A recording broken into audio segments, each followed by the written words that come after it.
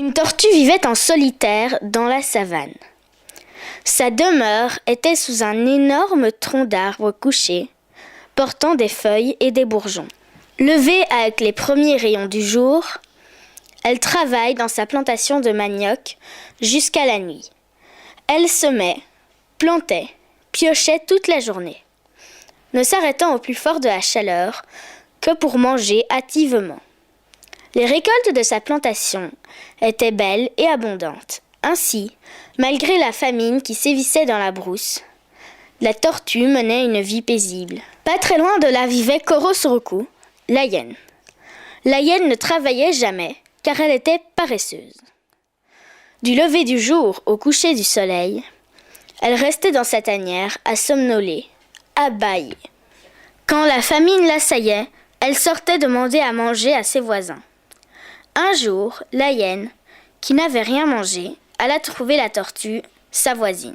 « Bonjour tortue, tu peux me donner un peu de ton manioc pour mon repas ?» La tortue n'aimait pas les paresseux. « Mon manioc n'est pas encore mûr, Koro-Soroku. » La hyène s'en alla. Elle fit semblant de retourner chez elle, mais après le départ de la tortue, elle revint dans la plantation. Elle fouilla la terre, arracha le manioc et se mit à le manger. Elle en remplit des sacs qu'elle emporta chez elle. Koro-Soroku était très contente. Voilà que sans travailler, elle venait de se constituer des provisions de manioc pour plusieurs jours. Toute la nuit, elle ricana. Le lendemain, la tortue, comme d'habitude, arriva de bonne heure à sa plantation. Son champ était dévasté. Toute sa récolte avait été emportée. « Ah, malheur! Mon manioc! Mon manioc, mon manioc! Qui a volé mon manioc ?» C'est la hyène. Elle se croyait seule, mais moi je l'ai bien vue.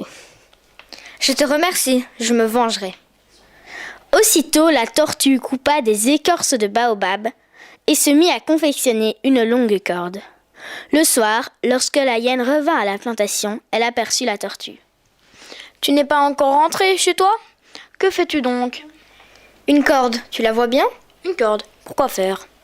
Regarde ces gros nuages. Tout à l'heure, il y aura une tornade qui emportera tout sur son passage.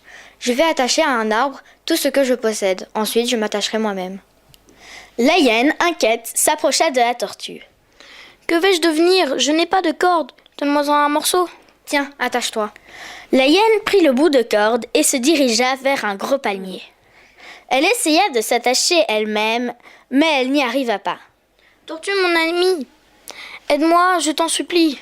Je viens. » Aussitôt, avec sa solide corse d'écorce de baobab, elle attacha la hyène au pied du palmier. Elle fit plusieurs tours et des nœuds bien serrés et ligota la hyène de la queue à la tête. Lorsque la hyène fut solidement ligotée, « Il n'y aura pas de tornade. Je viendrai te délivrer lorsque j'aurai trouvé mon manioc. Bonne nuit, chère voisine. »